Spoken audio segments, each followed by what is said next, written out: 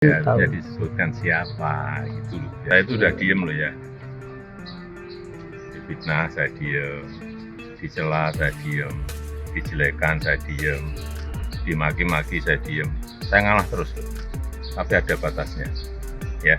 Joko Widodo menunjukkan kekesalannya karena namanya kembali dikaitkan dengan kasus yang menyeret Sekretaris Jenderal PDI Perjuangan, Hasto Kristianto. Terbaru, politikus PDIP, Deddy Yefri Sitorus, mengungkap adanya utusan yang meminta agar pemecatan Jokowi dari PDIP dibatalkan. Selain itu, Deddy juga menyebut adanya permintaan untuk mencopot Hasto dari jabatannya sebagai Sekjen PDIP terkait isu tersebut. Jokowi dengan tegas membantahnya.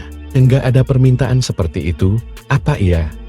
Harusnya disebutkan siapa utusannya gitu loh biar jelas, tegas Jokowi saat berada di kota Solo, Jawa Tengah. Pada Jumat 14 Maret 2025, mantan kader PDIP itu menegaskan bahwa dirinya tidak memiliki keterkaitan dengan kasus yang menyeret Hasto Kristianto.